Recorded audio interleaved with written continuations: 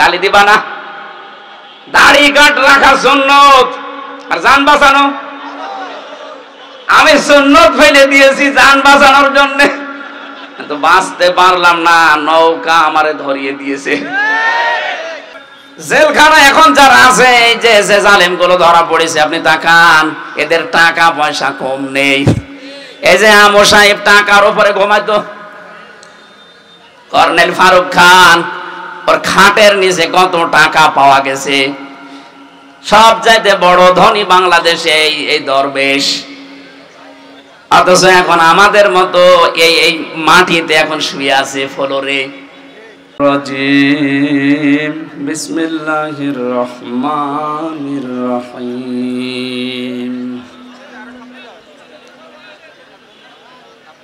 وضرب الله مثلا قرية كانت آمنة مطمئنة يأتيها رزقها رغدا من كل مكان فكفرت بأنعم الله فذاقها الله لباس الجوع والخوف بما كانوا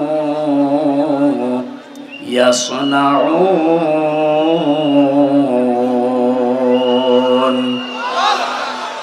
صدقت يا ربنا.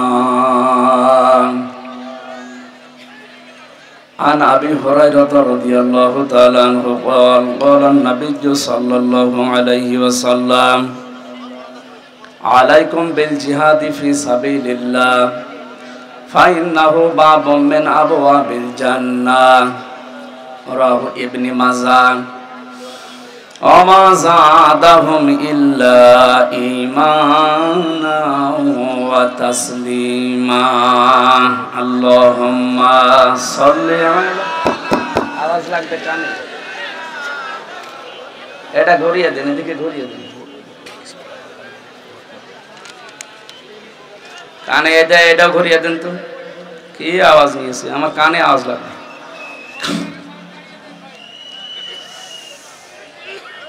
ঝিনাইদহ জেলার মহেশপুর থানার অন্তর্গত জলিলপুর মাদ্রাসা সংলগ্ন খেলার মাঠে ঐতিহাসিক তাফসীরুল কোরআন মাহফিলের স্বনামধন্য সভাপতি, সাবেক উপজেলা চেয়ারম্যান, অধ্যক্ষ জলিলপুর আলিম মাদ্রাসা মহেশপুর ঝিনাইদহ, ইসলামিক চিন্তাবিদ, শিক্ষাবিদ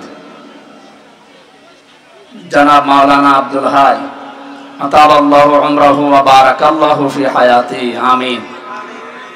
প্রধান অতিথি জলিলপুরের কৃতি সন্তান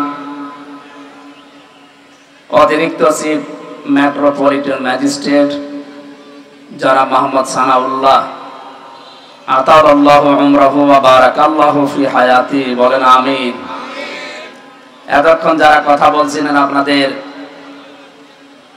করসাদপুর থেকে আগত ইসলামিক চিন্তাবিদ, শিক্ষাবিদ অধ্যাপক মোহাম্মদ মতিউর রহমান দামাত বারকাতুহুল আলিয়া। আলোচনা রেখেছেন জনাব মাওলানা হোসাইন মাহফুজ চুয়াডাঙ্গা। মঞ্চে বসা ওলামা ইকরাম, বিশেষ করে আমার শ্রদ্ধাভাজন শ্বশুর এসেছে মাওলানা সুলতান আহমেদ, হাফেজ মাওলানা সালে আহমেদ সহ নাম না জানা অন্যান্য ওলামা ইকরাম, এ মাদ্রাসার সম্মানিত শিক্ষক এবং শিক্ষিকা মণ্ডলী, সামনে বসা মুসলমান ভাইরা, পর্দার আড়ালের সম্মানিতা মা এবং বোনেরা, প্রশাসনের ভাইরা, প্রাণ প্রিয় ঝিনাইদহবাসী, আল্লাহর দরবারে নরদর্শীদের শুকরিয়া আদায় করছি, যিনি একটা জগদ্দল পাথর আমাদের বুকের উপর থেকে নামিয়ে দিয়েছে। আল্লাযী আনকাযা যাহরাক, আল্লাহ তাআলা বলেন, হে নবী, আমি আপনার পিঠ থেকে একটা পাথর, একটা বোঝা নামিয়ে দিয়েছি, যেটা পিঠকে বাঁকা করে রেখেছিল।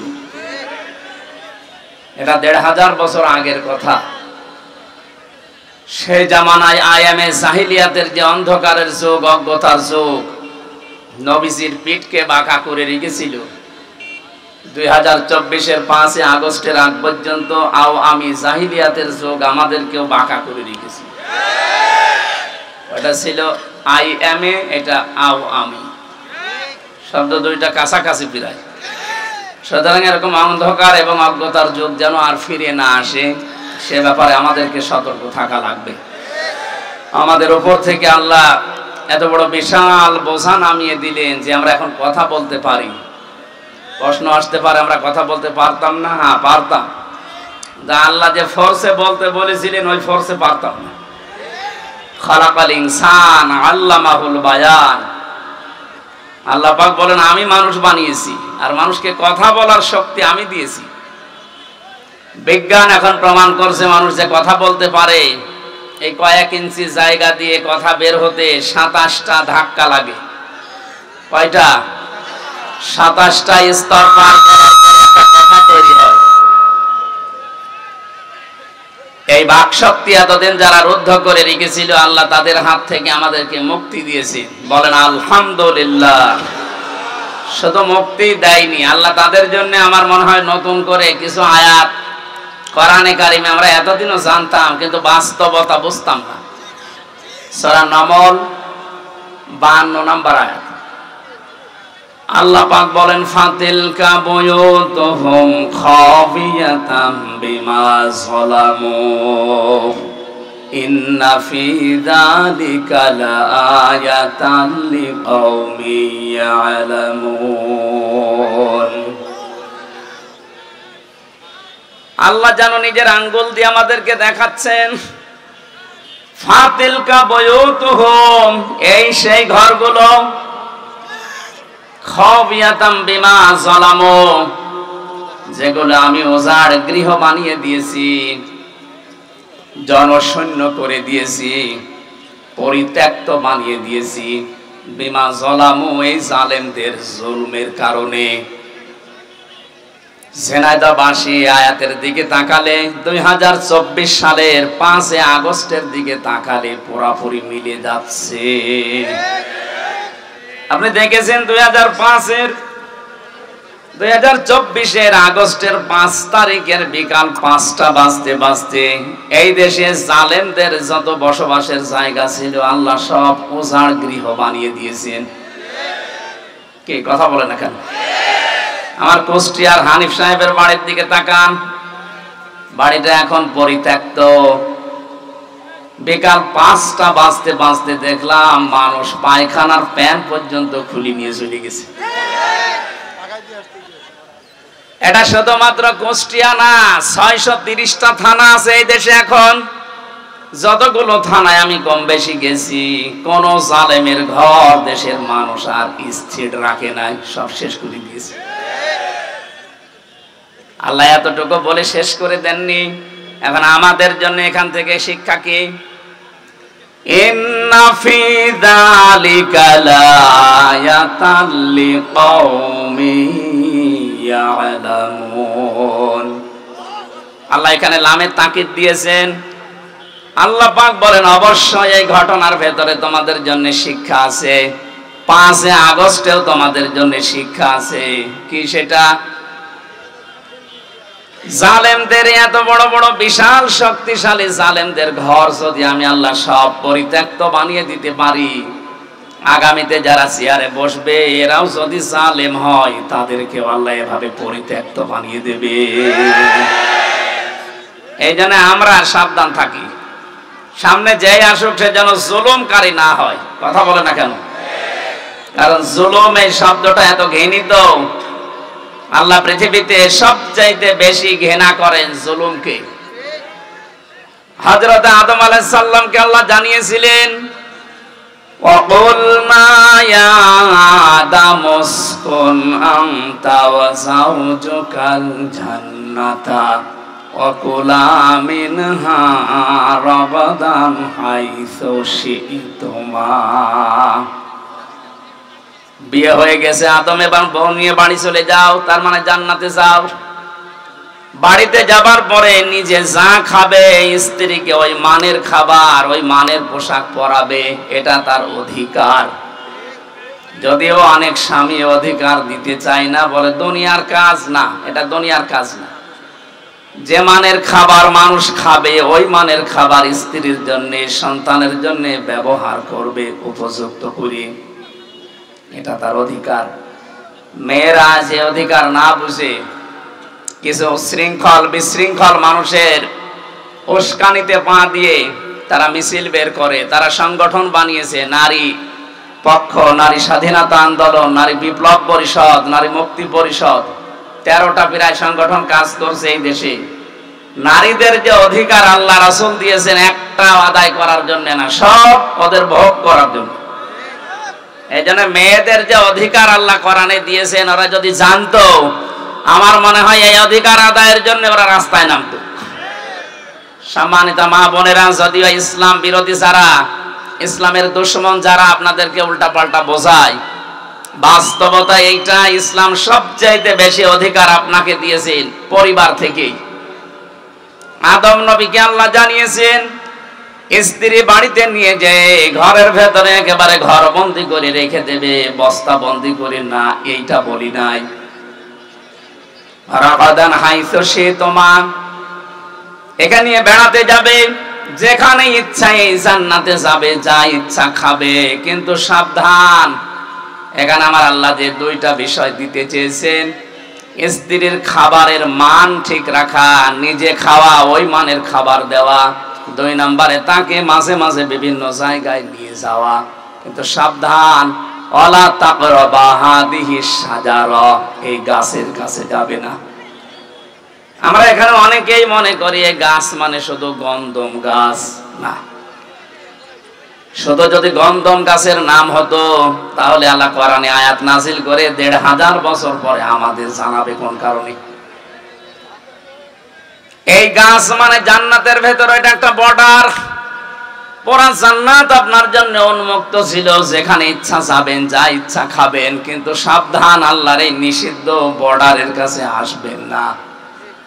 আল্লাহ এটা বোঝাতে চেয়েছেন, আল্লাহর বর্ডার যদি কেউ ক্রস করে সে আর সাধারণ থাকে না, সে জালেম হয়ে যায়। শুধু সে জালেম হবে না, ফাতাকুনা দ্বিবচন দিয়েছেন। আল্লাহ পাক বলেন ফাতাকুনা মিনাজ জালিমিন, এই গাছের কাছে যদি সে 2 জনই জালেম হয়ে যাবে। হযরত আদম আলাইহিস সালামের কথা মেনে নিয়েছিলেন, কিন্তু মেয়ে লোকের পাল্লায় পড়ার কারণে আমার আল্লাহ তাকে এই যে বিষয়গুলো পরবর্তীতে আমরা জানি, এখানে আমি প্রমাণ পেয়েছি তাফসিরে, এই পৃথিবী তৈরি হওয়ার পর থেকে আজকের এই দিন পর্যন্ত, এখান থেকে কিয়ামত পর্যন্ত শয়তান যত চক্রান্ত করতে পারে বা পারবে, তার চাইতে ভয়ঙ্কর চক্রান্ত করতে পারে বা পারবে মেয়ে লোক। এজন্য শয়তানের চক্রান্তের কথা কোরআনে কারিমে আল্লাহ যেখানে দিয়েছেন সেখানে দাঈফা দিয়েছেন, ইন্না কাইদাশ শাইতানি কানা দাঈফা। আল্লাহ পাক বলেন সূরা নিসার ৭৬ নম্বর আয়াতের শেষের দিকে আছে, রব্বুল আলামিন বলেন, জেনে রেখো অবশ্যই শয়তানের যত চক্রান্ত আছে সবগুলো একেবারেই দুর্বল। একেবারেই, আরো জোরে বলেন একেবারেই। সিস্টেম অপর পৃষ্ঠায় দেখুন, আল্লাহ পাক যেখানে মেয়ে লোকের কথা দিয়েছেন চক্রান্তের ব্যাপারে, সেখানে দাঈফা দেয়নি। ইন্না কাইদাকুন্না আযীম। সূরা ইউসুফের 28 নম্বর আয়াতের শেষের দিকে আল্লাহ জানিয়েছেন শয়তানের চক্রান্ত দুর্বল, কিন্তু মেয়েদের চক্রান্ত ভয়ঙ্কর। এই আয়াতটা যার জন্য আল্লাহ নাযিল করেছিলেন তার নাম জুলাইখা, যদিও আল্লাহ জুলাইখার নাম এখানে দেননি। পুরা কোরআনে কারিমের ভেতরে যেই মেয়ে লোকের নাম আল্লাহ দিয়েছেন সেই মেয়ে লোকের দেখবেন স্বামী নেই, যেমন হযরতে মরিয়ম। স্বামী আছে? কথা বলে না কেন? কিন্তু যতগুলো মেয়ে লোকের নাম ইনডাইরেক্ট আছে, ওই প্রত্যেকটি মেয়ে লোকের স্বামী আছে। তাফসিরে মুফাসসির বোঝাতে চেয়েছেন, পৃথিবীর মেয়েরা, দুনিয়ায় যদি কেউ তোমার না থাকে, স্বামী যদি মাথার উপরে থাকে, বুঝবে দুনিয়াটা আছে। স্বামী যাদের মাথার উপরে নেই, সারা পৃথিবী তোমার আন্ডারে থাকলেও বুঝবে তোমার কেউ নেই। উপরে ছাদ না থাকলে ঘরে থাকা যায়? আরো জোরে বলেন। স্বামী কি আপনি বোঝেন? স্বামী যে কি জিনিস, কোথায় রাখা দরকার আপনি জানেন? নবীজি মাঝে মাঝে বলতেন, মেয়েরা আল্লাহ বাদে সেজদা দেওয়া জায়েজ নেই। আল্লাহ পাক বাদে যদি সেজদা দেওয়া জায়েজ থাকতো, মেয়েদের কানের কাছে মুখ নিয়ে বলতাম, মেয়েরা যা করো স্বামীর পায়ে সেজদা করো। কোথায় তাদের মর্যাদা আপনি টের পাননি? আর যারা স্বামীকে বাদ দিয়ে অন্য জায়গায় উল্টাপাল্টা কাজ করে বেড়াচ্ছেন, আপনি জেনে নেন, আপনি বুঝে নেন, বিশ্বাস করেন আপনি জাহান্নামী। প্রশ্ন আসতে পারে, আমার স্বামী চরিত্র ভালো না, ও একটু খারাপ, এই কারণে আমি লাইন করেছি। আপনার স্বামী কি ফেরাউনের চাইতেও খারাপ? এক কথা বলেন না কেন?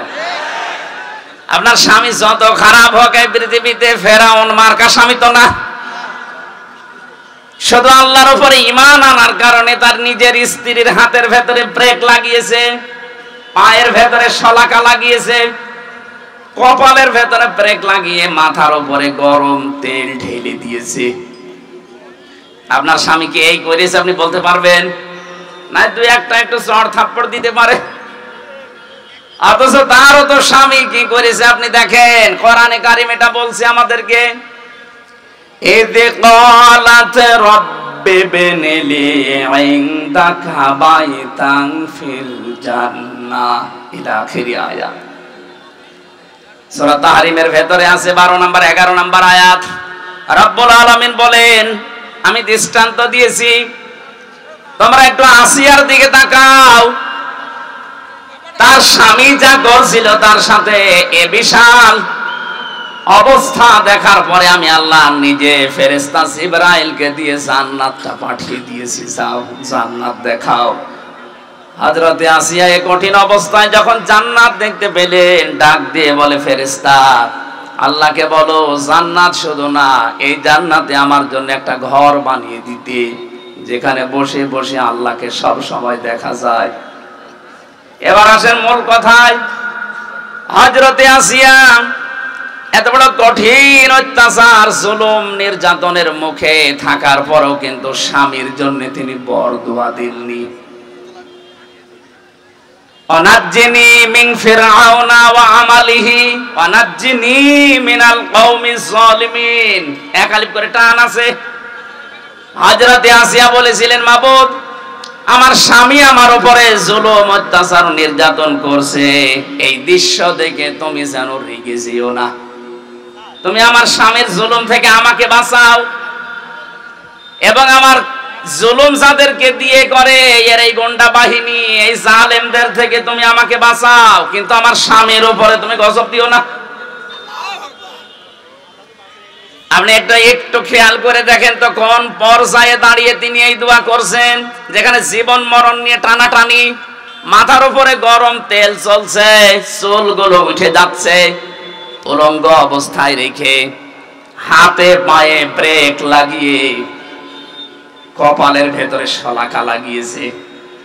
এই কঠিন মুহূর্তেও তিনি জুলুম একেবারে শেষ পর্যায়ে জর্জরিত, তারপরও স্বামীর জন্য তিনি বরদোয়া দেননি। বলেছিলেন, আল্লাহ তুমি আমার স্বামীর জুলুম থেকে আমাকে বাঁচাও।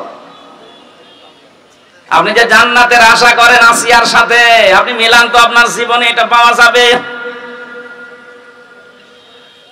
বলেন যে না, ওর চরিত্র আসলে ভালো না, অন্যদিকে লাইন আছে। ফেরাউনের কি লাইন ছিল না? আপনার চাইতে ফেরাউন স্বামীর চাইতে কত কম খারাপ হতে পারে আপনি ধারণা করেন এই ঘটনা থেকে? এই জন্য বলছি, স্বামী যাদের মাথার উপরে আছে সে যেন মনে করে আমার মাথায় একটা ছাদ আছে। কি আছে?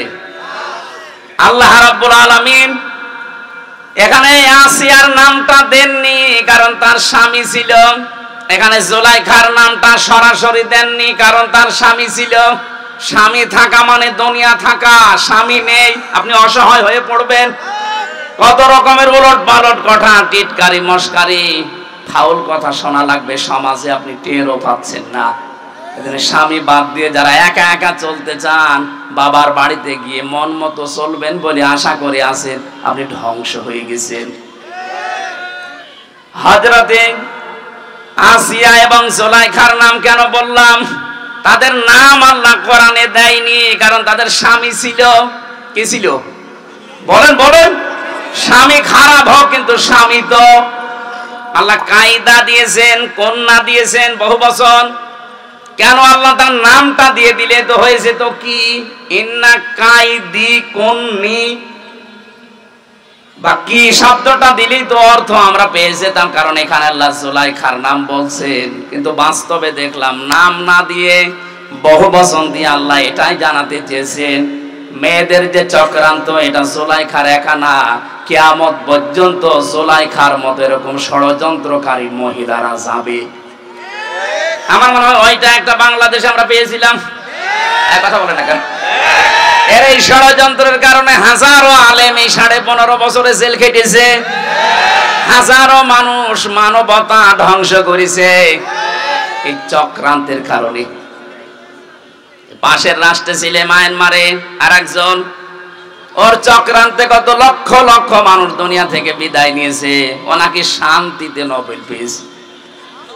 ওর কারণে কত মানুষ এই দুনিয়া থেকে বিদায় নিয়েছে, আদম সন্তান। কথা বলেন ঠিক কিনা? আমাদের যেটা জুলাইখার, যাই হোক, এর কারণেও কত মানুষ 2732 জন মানুষ অলরেডি এ দেশ থেকে কিছুদিন আগে মরে গেল। এজন্য ওনার নাম এখন আপনি ইন্টারনেটে সার্চ দেন, 6 জনের নাম পাবেন পৃথিবীতে হত্যাকারী গণহত্যার তালিকায়। একজন হিটলার, চেঙ্গিস খান, বাকি আমাদের পাশের রাষ্ট্রে আছে যিনি, ওনার নাম আছে, আর যিনি পালিয়ে ওনার কাছে গেছে ইনার নাম আছে। বাকিগুলো আমি নাই নাই বললাম। আপনি বলেন তো, যাদের নাম গণহত্যার তালিকায়, কত মানুষের রক্ত যারা চোষণ করেছে।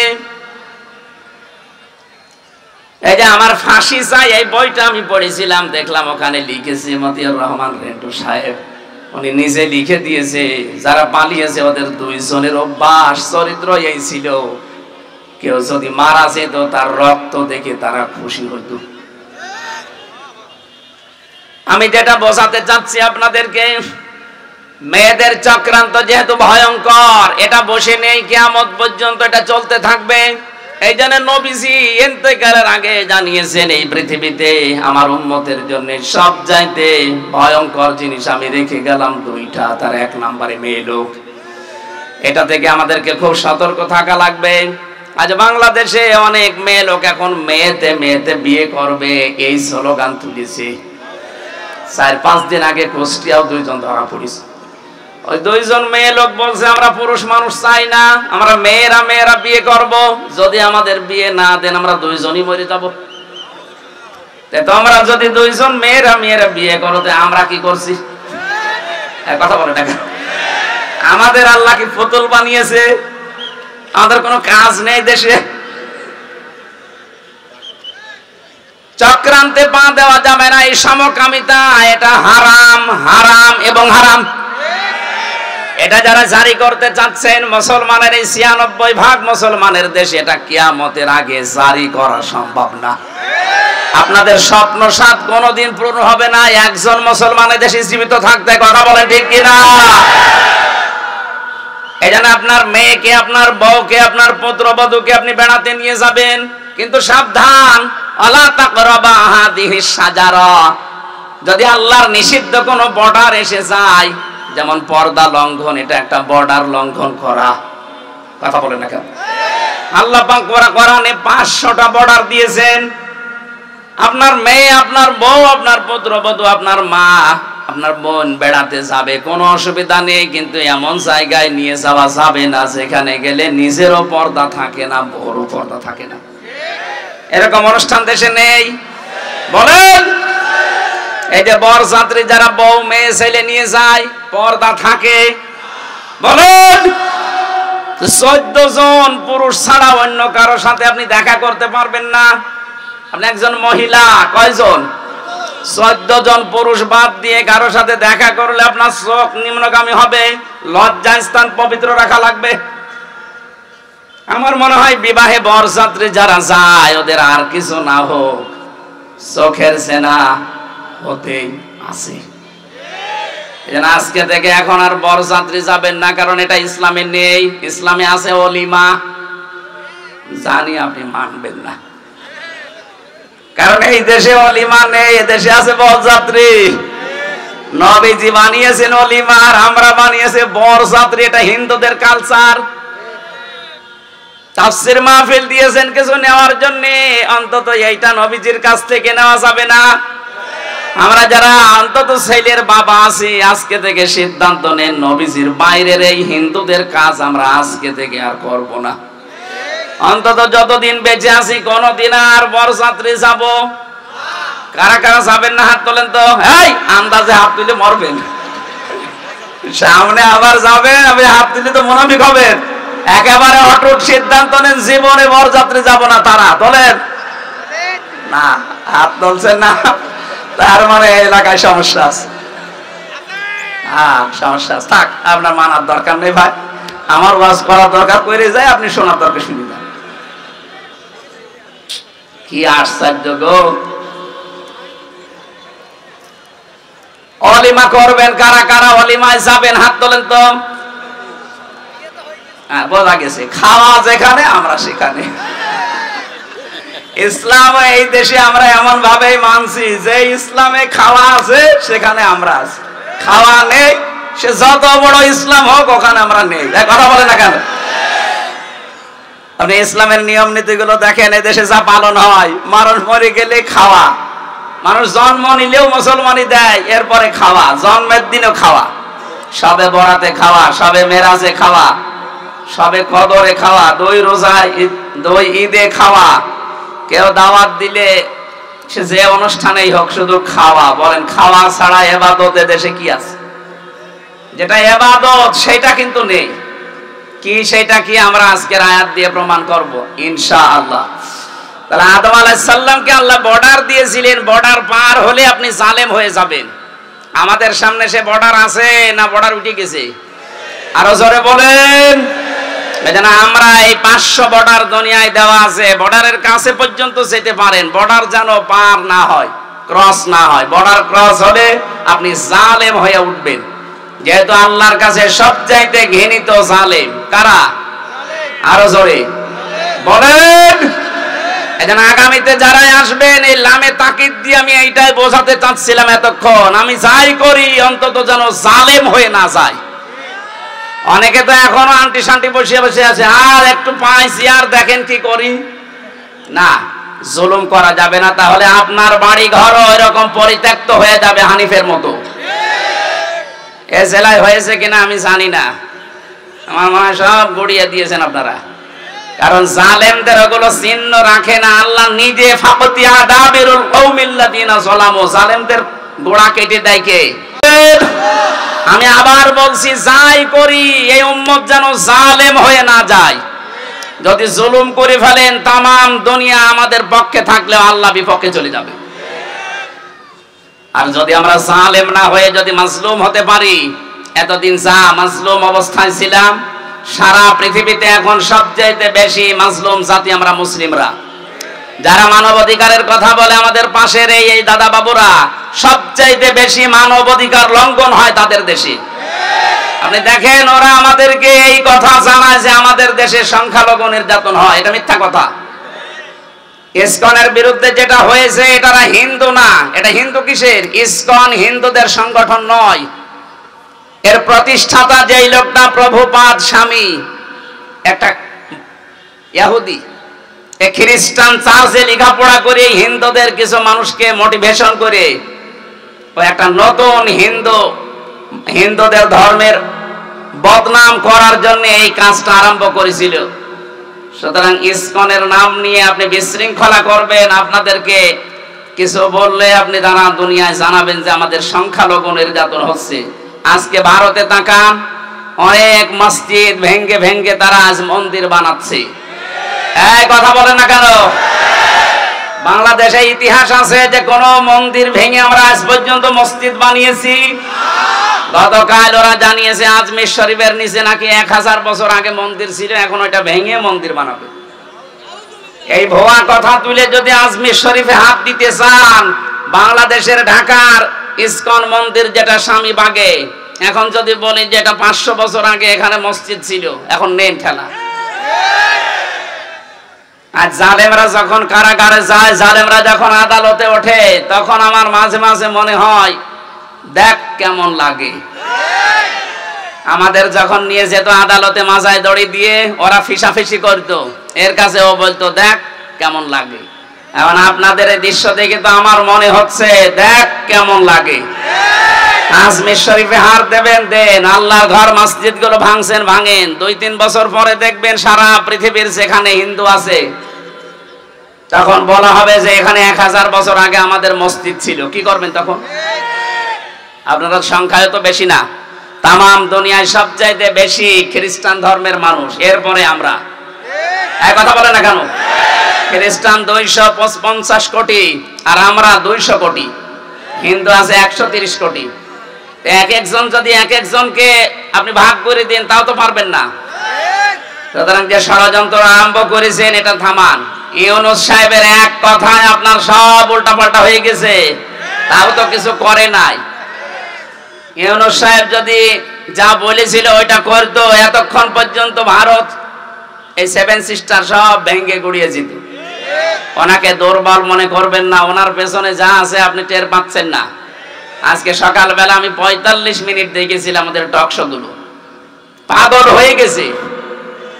এই জন্য যেটা রেকর্ড হচ্ছে সারা দুনিয়ায় যাবে, এটা শুধু এখানে সীমাবদ্ধ নেই। এই জন্য কথাগুলো বললাম, যারা এই ষড়যন্ত্রে মেতে আছেন, কিছু দালাল মিডিয়া সহ, আপনারা থামবেন।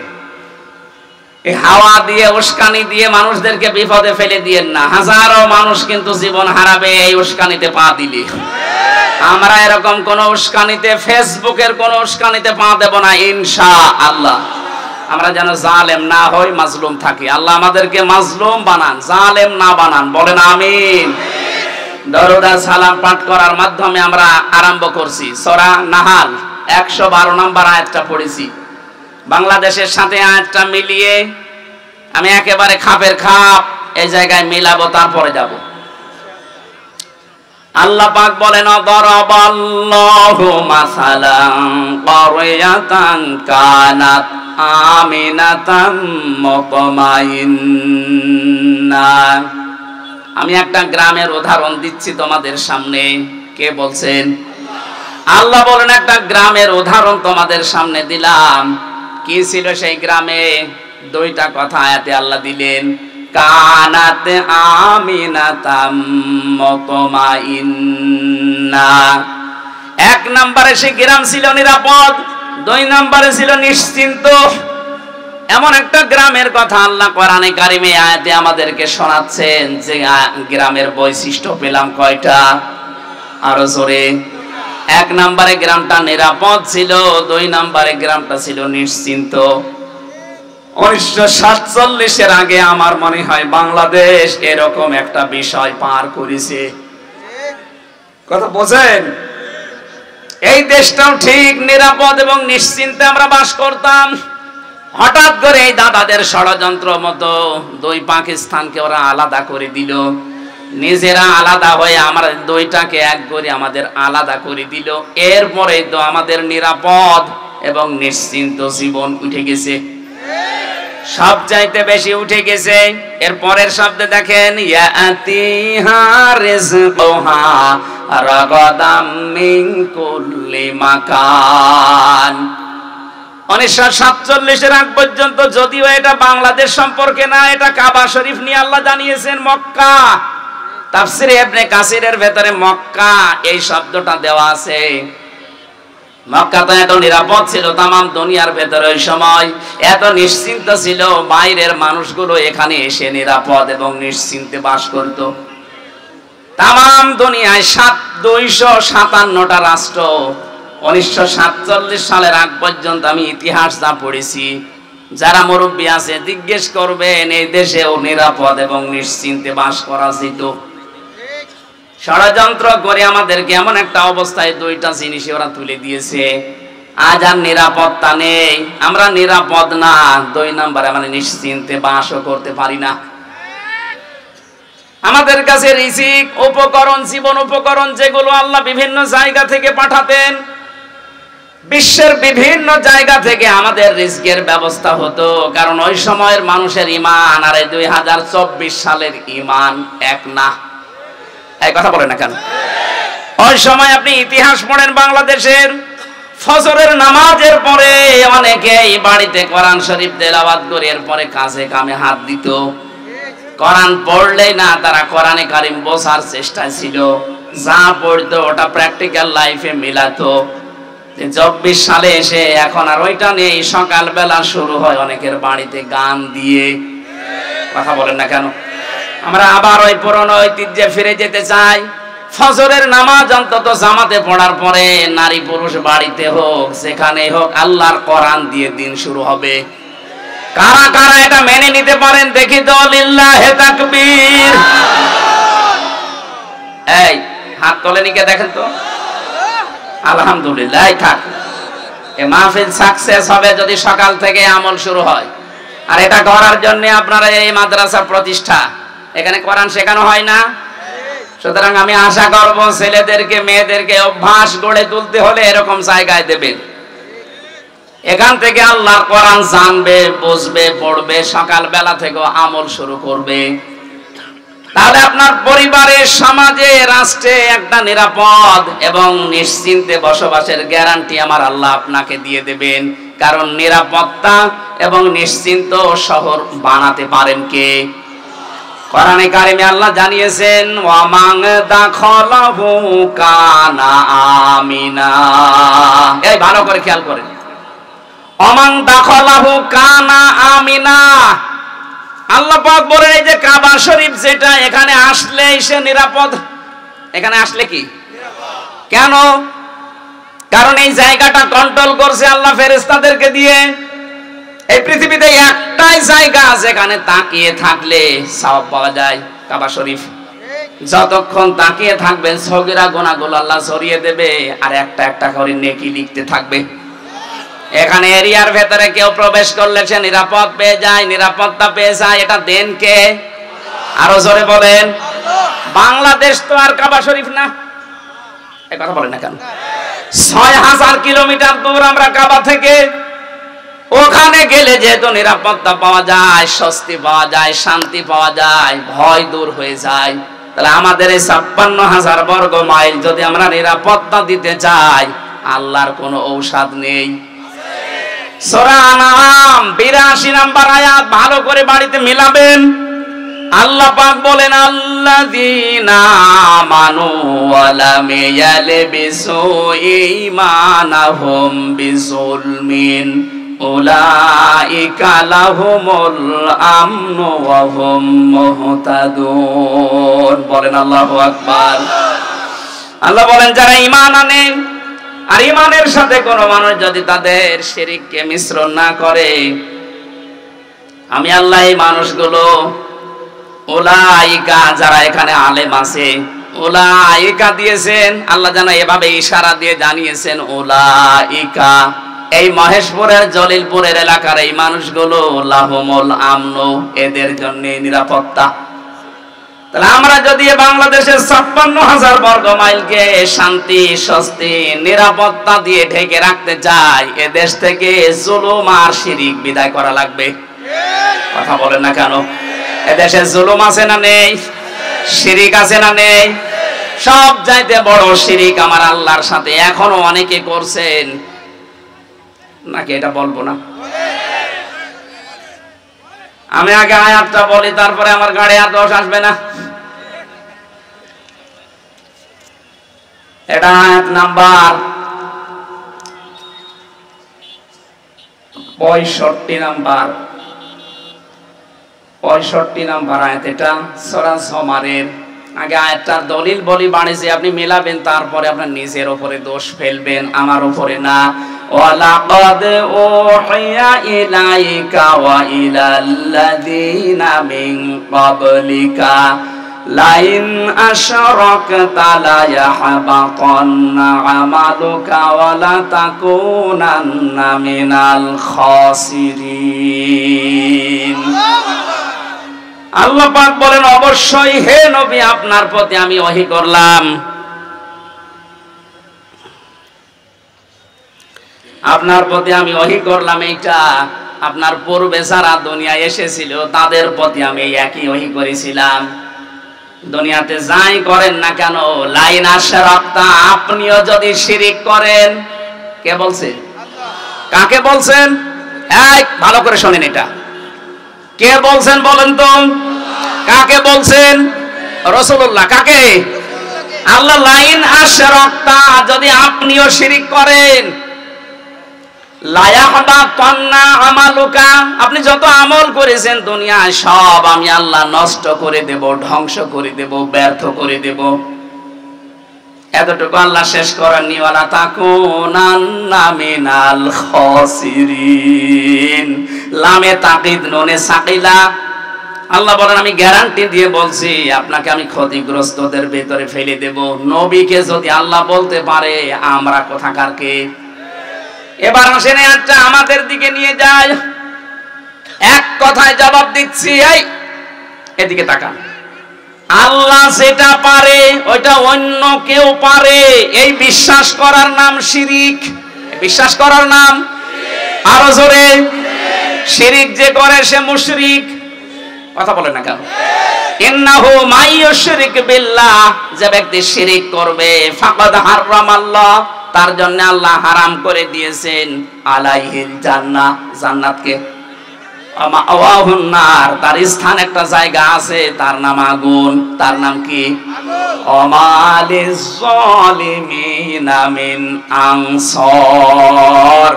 আল্লাহ বলেন, জালেমদেরকে কেউ সাহায্য করছে না, করবে না। বলেন নাউজুবিল্লাহ। এবার আমরা কি নিতে পারি এখান থেকে? আল্লাহ যেটা পারে ওইটা অন্য কেউ পারে, বিশ্বাস করার নাম শিরিক। শিরিক যারা করে তারা, এইবার জোরে বলেন, এ দেশ চালাতে পারে আল্লাহর আইন দিয়ে। আল্লাহ জানিয়েছেন, আলা লাহুল খালক ওয়াল আমরু, আমি বানিয়েছি এই পৃথিবী, আমার আইন এখানে চলবে। সুতরাং আল্লাহর আইন বাদ দিয়ে মানুষের তৈরি করা আইন যারা প্রতিষ্ঠার জন্য দল করেন, আন্দোলন করেন, মিছিল মিটিং করেন, আপনি শিরিক করছেন। শিরিক করলে আপনি মুশরিক। মুশরিকের জন্য জান্নাত, জাহান্নাম। জাহান্নাম হারাম বলছেন তো? আমি আশা করছি বোঝাতে পেরেছি, এরপরে আর নামা লাগবে না। আর একটা টাচ দেই, আন্নাল কুওয়াতা লিল্লাহি জামিআ, সব ক্ষমতার উৎসকে। আরো জোরে বলেন, যে যারা বলে ক্ষমতার উৎস জনগণ, তারা শিরিক করছে। শিরিক করলে লোকটা মুশরিক হয়ে গেলে লোকটা, আর কি বলা যায় বলেন তো? এরপরেও যদি কোনো মানুষ শিরিক না ছাড়ে, কিয়ামত পর্যন্ত আপনি চেষ্টা করলে এ দেশকে নিরাপত্তা দিতে পারবেন না। আল্লাহ নিজে জানাচ্ছেন, যারা ঈমান আনে আর ঈমানের সাথে শিরিক মিশ্রণ না করে, শিরিক মিশ্রণ যারা না করে, তাদেরকে আমি নিরাপত্তার দায়িত্বে নিয়ে নিলাম, তারাই নিরাপত্তার হকদার। সুতরাং যত ষড়যন্ত্র বাইরের দেশ থেকে চলছে, যারা করাচ্ছে, এই সবগুলো থেকে মুক্ত হওয়ার জন্য এখন এদের শিরিক মুক্ত করা লাগবে। নিজেরা শিরিক করব না, কেউ করলে করতে দেব না। বলেন, বিশেষ করে আমরা ৯৬% মুসলমানেরা, অন্য জাতি যারা আছে ৪% তারা করে গা, ওদের দ্বারা কিছু হবে না। তা আমরা মুসলমান হয়ে যদি আমরা শিরিক করি, এ দেশ আল্লাহ অস্থিতিশীল বানিয়ে দেবে। কথা বলেন ঠিক কিনা? আল্লাহ পাক বলেন, আমি রিজিক পাঠাতাম বিভিন্ন জায়গা থেকে তাদের কাছে, কিন্তু তারা সব চাইতে বড় নাফরমানি করেছিল। ফাকাফারাত বিআনউমিল্লাহ, আমি আল্লাহর নিয়ামতকে তারা ঢেকে ফেলেছিল, গোপন করেছিল। এবার আপনি এই ৫৩ বছর মিলান, সূরা ইব্রাহিমের ভেতরে আছে। আল্লাহ রাব্বুল আলামিন বলেন, আলাম তারা ইলাল্লাযীনা বাদদালু নি'মাতাল্লাহি কুফরা ওয়া আহাল্লু কওমাহুম দারাল বাওয়ার জাহান্নামা ইয়াসলাউনাহা ওয়া বিসাল করার। নবী আপনি কি ওদের দিকে দেখেননি যে মানুষগুলো আল্লাহর নিয়ামতকে বদল করে ফেলেছিল, পাল্টিয়ে ফেলেছিল? এদেশে আল্লাহর নিয়ামত এই, আমি একটা একটা করে প্রায় 500টা বলতে পারবো। এখন একটা বলছি, পর্দায় থাকা মেয়েদের জন্য এটা নিয়ামত কিনা বলেন তো, বলেন বলেন। মানুষ আমরা যত খারাপ হই, পর্দাওয়ালা মেয়ে লোক দেখলে হয় আপা, নাই খালা, নাই মা বলে ডাকে। কথা বলে না কেন? বেপর্দা মেয়ে লোক দেখলে আগেই ডাকবে ভাবি। এটা আপনাকে আল্লাহ নিরাপত্তার চাদর থেকে বের করে দেবে। আল্লাহর এই নিয়ামত কাজ পাল্টাতে অনেকে পর্দার বিরুদ্ধে পর্যন্ত ফতোয়া দেয়, নিজে তো পর্দা করেই না, আরো পর্দা যেন না থাকে সেই ব্যবস্থা করার চেষ্টা চলছিল। আল্লাহ আমাদের হাতে ধরে বাঁচিয়েছেন। কথা বলেন ঠিক কিনা? আল্লাহর যত নিয়ামত তার ভেতরে 2 নম্বরের নিয়ামতের নাম রাসূলুল্লাহ। সূরা আলে ইমরানের 164 নম্বর আয়াতে দলিলটা আছে, লাকাদ মান্নাল্লাহু আলাল মুমিনিন। আল্লাহ পাক বলেন অবশ্যই মুমিনদের উপরে আমার যত দয়া, বদন, অনুগ্রহ, তার 1 নম্বরে আমি একজন রাসূল পাঠিয়েছি। ওই জামানায় তারা আল্লাহর নিয়ামতকে ঢেকে ফেলেছিল, রাসূলুল্লাহকে পর্যন্ত দেশ থেকে তাড়িয়ে দিয়েছিল। কথা বলেন ঠিক কিনা? এখন প্রশ্ন আসতে পারে সে 1500 বছর আগের কথা, এখন রাসূলুল্লাহকে তাড়িয়ে দেয়, তাড়িয়ে দেয় না মানে? রাসূলুল্লাহ এখন নেই, কিন্তু তার আদর্শ আছে না নেই? এই কথা বলেন না কেন? আদর্শগুলো যারা আজ বিদায় করে দিতে চায়, এ দরবেশ রাসূলুল্লাহর আদর্শকে বিদায় করতে গিয়ে নিজে দাড়ি কেটে নমো হয়েছিল। ওরে জিজ্ঞাসা করছে, আপনি দাড়ি কেটে ফেললেন, আপনি একটা নাফরমান, গালি দিবা না? দাড়ি কাট রাখা সুন্নত, আর জান বাঁচানো। আমি সুন্নত ফেলে দিয়েছি জান বাঁচানোর জন্য, কিন্তু বাঁচতে পারলাম না, নৌকা আমারে ধরিয়ে দিয়েছে। এরা আল্লাহর নিয়ামতকে উলট পালট করে ফেলেছে। ওয়া হাল্লু কওমাহুম দারাল বাওয়ার, ওরা জাহান্নামের দিকে জাতিকে পরিচালিত করেছে মূর্তি পূজার মাধ্যমে, বাবা পূজার মাধ্যমে। আপনি দেখেন না কেন 15.5 বছরে মিলে যাচ্ছে না? ওয়া হাল্লু কওমাহুম দারাল বাওয়ার, তারা কওমকে, জাতিকে জাহান্নামের দিকে পরিচালিত করছিল। ইয়াসলাউনাহা, সেখানে তারা থাকবে চিরকাল। বিসাল করার, কত নিকৃষ্ট জায়গা সেটা। জালেমদের পরিণতি এখন দেখেন প্রায় জাহান্নাম হয়ে গেছে। আরো জোরে বলেন। আগামীতে কেউ যদি জুলুম করে তাদের পরিণতি আল্লাহ ঠিক এইটাই করবে। এজন্য শেষে দিয়েছেন ওয়া বিসাল করার। আমি যেটা বলছিলাম, নিয়ামত বেজারা শুকরিয়া আদায় করে না, এই মানুষগুলোকে আল্লাহ 2টা আযাব দিয়ে পোশাক পরিয়ে দেন। ফাদাকাল্লাহু লিবাসাল জুই ওয়াল খাউফ। 1 নম্বরে আল্লাহ আস্বাদন করার মজা চাকান। এত নিয়ামত দেওয়ার পরও যখন মানুষ মানে না, তার 1 নাম্বার শাস্তি হিসাবে আল্লাহ ক্ষুধা দেয়, 2 নম্বরে ভয় দেয়। বিমা কানু ইয়াসনাউন, কারণ তারা যা করেছে এর প্রতিদান এটা। এদেশে 15.5 বছরে আলেমদের উপরে যত জুলুম, অত্যাচার, নির্যাতন হয়েছে, বাংলাদেশ স্বাধীন হওয়ার পর থেকে এত বেশি হয়নি। কথা বলেন ঠিক কিনা? ওই জামানায় তারা রাসূলুল্লাহকে মানে নাই, কষ্ট দিয়েছে। এই জন্য আল্লাহ ভয়ের পোশাক, খোদার পোশাক তাদেরকে পরিয়েছেন। এই জামানায় যারা রাসূলের নেই, কিন্তু রাসূলের উত্তরাধিকারী আলেমরা আছে, এদেরকে যারা সম্মান দেয় না, এদের মতামত নেয় না, এদেরকে আরো জুলুম, নির্যাতন, অত্যাচারের জর্জরিত করে, তাদের জন্য আল্লাহর শাস্তি 2টা। 1 নম্বরে দুর্ভিক্ষ, খাবার থাকলে আপনি খেতে পারবেন না। জেলখানা এখন যারা আছে, এই যে জালেমগুলো ধরা পড়েছে, আপনি তাকান, এদের টাকা পয়সা কম নেই।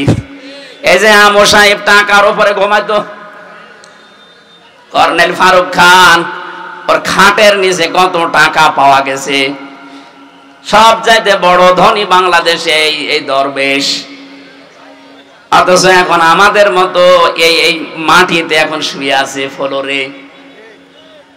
বাইরের থেকে যদি কেউ টাকা পয়সা তাদের জন্য না পাঠায়, জেলে যে অবস্থা দেখেছি ও এমনি টেনশনে মরে যাবে।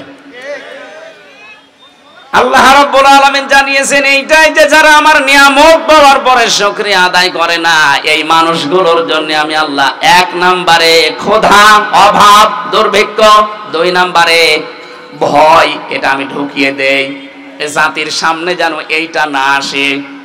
এবার আসেন আয়াতের তাফসিরে প্রবেশ করছি। ঐতিহাসিক প্রেক্ষাপট, নবীজি বলেন আমি যখন জিবরাইলের সাথে উপরে যাচ্ছিলাম আল্লাহর সাথে দেখা করার জন্য মেরাজে, আকাশে ওঠার সময় দেখলাম কিছু মানুষ, কিছু পিপিলিকা উপরে উঠতেছে কালো কালো, আবার কালো কালো পিপিলিকা নামতেছে। জিজ্ঞাসা করলাম আখে জিবরাইল, হে ভাই জিবরাইল, কালো কালো কি ওঠে, কালো কালো কি নামে? ফেরেশতা বলে হে নবী আপনার উম্মতের আছে অপরাধ করে, গুনাহ করে, পাপ করে, পাপগুলো কালো পিপিলিকা হয়ে উপরে যাচ্ছে। আর ওই যে নামতেছে ছোট ছোট পিপিলিকা, আল্লাহ পাক এই পাপের কারণে দুনিয়ায় যে আযাব গজব গুলো পাঠাবে ওইগুলো পিপিলিকা আকারে যাচ্ছে। এই আয়াত থেকে প্রমাণ হয় দুনিয়াতে আমরা যা করি এই গুনাহর কারণে আল্লাহ আমাদের জন্য শাস্তি নির্ধারণ করে পাঠায়। এজন্য এমন কোন অপরাধ গুনার কাছে নিজেদেরকে জড়াবো না যে গুনার কারণে আল্লাহ আমার উপরে আবার গজব নাজিল করে। কথা বলে ঠিক কিনা? সবচাইতে বেশি গজব নাজিল হয় মানুষের এই অশ্লীলতার কারণে। এটা এখন আমাদের হাতের ভেতরে শুয়ে গেছে। ইন্ডিয়ায় যে পুনাপ করা পত্রিকা আকাশ সংস্কৃতির নামে মোবাইল, কম্পিউটার, টেলিভিশন আকাশ সংস্কৃতিতে যেগুলো পাঠাচ্ছে, এর দ্বারা সবচাইতে বেশি ক্ষতি হচ্ছে মানুষের চরিত্রের। আরো জোরে বলে, আমরা গোপনে যে গুনাহগুলো আজ করছি, এই গোপন গুনার কারণে আল্লাহ কিন্তু শাস্তি পাঠাবে। আপনি দলিল হিসাবে সূরা রুমের 41 নম্বর আয়াতটা দেখতে পারেন। যাহারাল ফাসাদু ফিল বাররি ওয়াল বাহার বিমা কাসাবাত আইদিন নাস। আল্লাহ বলেন জলে স্থলে যে বিপদ আপদগুলো দেখতে পাও, বিশৃঙ্খলা, একটাও আমি পাঠাই না, এগুলো সব তোমাদের হাতের কামাই করা ফসল। সুতরাং আমরা গুনাহ করলে আমাদের কপাল নষ্ট হবে। কথা বলেন ঠিক কিনা? গুনার কারণে মানুষের ভাগ্য নষ্ট হয়, সে গোপনে বলেন আর প্রকাশ্যে বলেন। এই 15.5 বছরে তো প্রকাশ্যে জুলুম চলেছে, এখনো পর্যন্ত অনেকের জুলুম থেমে নেই, গোপনে চালাচ্ছে। এই কথা বলে না কেন? কত মানুষ এখনো পর্যন্ত বাজার ঘাট এমনকি বিভিন্ন জিনিস দখল করার মাধ্যমে মানুষের উপরে জুলুম চলছে। এটা বন্ধ করা দরকার। কারণ এই জুলুমের কারণে যে গজব আসবে, আপনি একা মরবেন না, আমারে নিয়ে মারবেন। 2 তলা নৌকা চলছিল, উপর তলায় আমরা মনে করেন 50 জন আছি, নিচ তলায় আছে 50 জন। পানি নেওয়ার জন্য সব সময় উপরে আসা লাগে। আমরা উপরে যারা আছি যদি বলি বেন ডিস্টার্ব করেন কেন, নিচে তো পানি আছে, একটা তক্তা খুলে নিলেই তো হয়। ওরা বলছে ঠিক আছে আর আসবো না, নিচে যে রাগ করে একটা তক্তা খুলতেছে। ওপরে আমরা যারা আল্লাহর ওলি মার্কা মানুষ বসে আছি, যদি বলি যে যা করছে করুক গা, লা ইলাহা ইল্লাল্লাহ, বাঁচতে পারবেন? বলেন বলেন। আপনাকে বাধা দেওয়া লাগবে, নিচে যে তক্তা খুলতেছে যদি বাধা না মানে মারা লাগবে, না মায়েও যদি না মেরে ফেলা লাগবে, কারণ আমাকে বাঁচা লাগবে। কথা বলেন ঠিক কিনা? ও যদি জোর করে তক্তা খোলে নিচে ডুববে না, আমারে নিয়ে ডুবাবে। এখানে যদি কাবা শরীফের ইমামও থাকে সেও ডুববে। এজন্য আমরা চাই, জুলুমের কারণে দেশটা গোল্লাই গেছে, আবার যদি কেউ জুলুম করার চেষ্টা করেন গজব তো আসবে। ওই যে পিপিলিকা হয়ে নামতেছে, এই গজব আসলে শুধু আপনি একা ধ্বংস হবেন না, আমাদেরকেও নিয়ে মারবেন। এজন্য আমাদের বাঁচার তাকিদে হলেও আমাদেরকে বাধা দেওয়া লাগছে। জুলুম করব না, জুলুম করতে দেব না। কথা বলেন ঠিক কিনা? যেখানে যেখানে জুলুম হয়েছে সবগুলো বন্ধ করার দায়িত্ব এদেশের মুসলমানদের এখন। আর সেই সময় কিন্তু এখন আসতেছে, কোন জালেম যেন চেয়ারে বসতে না পারে, জালেমরা যেন ফিরে না আসে। যে জালেমরা পালিয়েছে এখনো পালাবে, ওদের তালিকা করে করে মোড়ে মোড়ে টাঙিয়ে দেবেন। যাদের কারণে আলেমরা এদেশে কথা বলতে পারে নাই, এ মাইক কেড়ে নিয়েছে, কয় আপনি কোথায়, আজকে আসেন, মাইক দিয়ে দিলাম, নেন আসেন, মাইক নেন তো দেখি কেমন সাহস আপনার, আজকে আসেন। কুষ্টিয়াতে যাদের কারণে আমি কোরআনের কথা বলতে পারতাম না, মাঝে মাঝে বলি কই আসেন, কেউ আসে না, সব পালিয়েছে। এখানে যারা ঢুকতে দেয়নি, এই মহেশপুরে আসার কথা ছিল, আল্লাহর ওলি আসতে দেয়নি। কোথায় আপনি, আসেন, আওয়াজ আপনার বাড়িতে যাচ্ছে আমি জানি, আসেন। আজকে মাইক কেড়ে নেন, মাইক আমি আজকে দিয়ে দিলাম, নেন। মহেশপুরবাসী, মূল কথা এইটা, আমরা যে যে ধরনের অপরাধ করব, এই অপরাধের কারণে কিন্তু এই পৃথিবীতে আযাব আর গজব নাযিল হবে। এজন্য আমরা নিজেদেরকে সংযত থামাবো, কথা বলেন ঠিক কিনা? যদি না থামাতে পারেন, আয়াতের পরবর্তী যে শব্দগুলো এবার আল্লাহ বলছেন, নাকি শেষ করে দেব? থাকবেন কারা কারা শেষ পর্যন্ত দেখি, হাত তোলেন তো, হাত তোলেন, দেখেন তো হাত তোলেনি কে, দেখেন তো, ওই যে একটা লোক হাত তোলেনি, তোলেন, তুলে রাখেন, হাত তুলে রাখেন। ভাই হোসাইন কই? এবার এই মাদ্রাসার মাহফিল, একটা খরচ আছে এদের, এই খরচের জন্য এনাদের যারা যাচ্ছে হাত তুলে রেখেছেন, হাত পকেটে দিয়ে টাকাগুলো দিয়ে যাবেন। আমি তো কালেকশন বুঝি না, জানিও না, তারপরও যতটুকু বললাম নিজের দায়িত্বে, মাদ্রাসা যেহেতু সরকার তো টাকা দিচ্ছে না, এখানে মাদ্রাসার মাহফিল দিয়েছে এনারা নিজেরা, আশা করছে আপনারা কেউ ওনাদেরকে একেবারে ফেরত দেবেন না। যারা যাচ্ছে ভেতরে, কই লোকজন কই আপনার, তাড়াতাড়ি করেন ভাই, আমরা শেষ করবো, আয়াতটা শেষ করা লাগবে। সম্মানিত ভাইরা, আপনারা যে যা পারেন এই মাদ্রাসা